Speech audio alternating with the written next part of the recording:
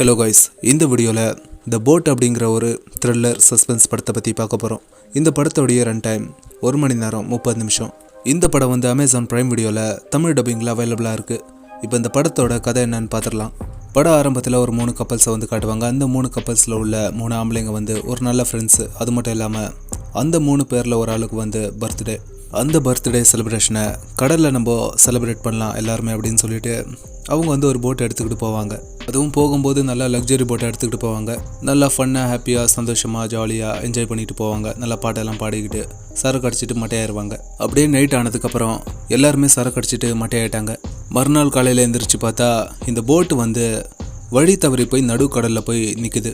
அது மட்டும் இல்லாமல் இந்த போட்டில் ஃபியூல், சாப்பாடு, தண்ணி, இந்த மாதிரி முக்கியமான விஷயங்கள் எல்லாத்தையுமே கொள்ளையடிச்சிட்டு போயிட்டாங்க. இப்போ இவங்க எல்லாரும் இப்படி தான் இருக்கணும் அப்படிங்கிற ஒரு சிச்சுவேஷனில் இருக்காங்க. இந்த மாதிரி ஒரு சிச்சுவேஷனில் அவங்களால என்ன பண்ண முடியும் அப்படின்னு யோசிக்கிறாங்க. அது மட்டும் இல்லாமல் ஏதாவது ஒரு சிக்னலை கம்யூனிகேட் பண்ணணும் அப்படின்னாலும் எதுவும் இல்லை. இன்னொரு பக்கம் பார்த்தீங்கன்னா ஏதாவது ஒரு போட்டு வந்து இவங்களை காப்பாற்றினா மட்டும்தான் உண்டு.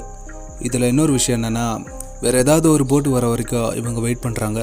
அதுக்கு மறுநாள் பார்த்தீங்கன்னா இவங்ககிட்டயே அதாவது இந்த போட்டிலே ஒரு வாக்கி டாக்கி இருக்குது அப்படிங்கிற ஒரு விஷயம் வந்து அவங்களுக்கு தெரிய வருது. இவங்க இந்த வாக்கி டாக்கியில் இருந்து பேசும்போது இன்னொரு ஆள் வந்து அங்கேருந்து பேசுவான். அவன் தான் இவங்களை சிக்க வச்சிருக்கான் அப்படிங்கிற ஒரு விஷயம் வந்து இவங்களுக்கு கொஞ்சம் கொஞ்சமாக புரிய ஆரம்பிக்கும். இதுக்கப்புறம் இந்த படத்துலேயும் அந்த போட்லேயும் நடக்கக்கூடிய அந்த விஷயங்கள் என்ன அப்படிங்கிறது தான் இந்த படத்தோட கதையாக இருக்குது.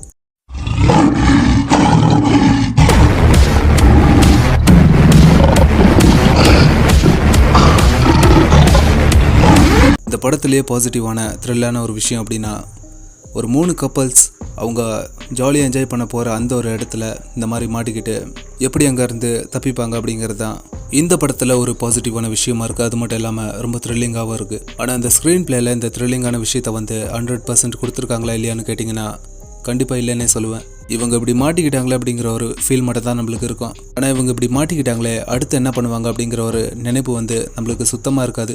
அந்த மாதிரியான நினைப்பை க்ரியேட் பண்ணுற மாதிரியான அந்த ஸ்க்ரீன் பிளே வந்து இந்த படத்தில் நம்மளுக்கு சுத்தமாக அமையல் அப்படின்னே சொல்லுவேன்.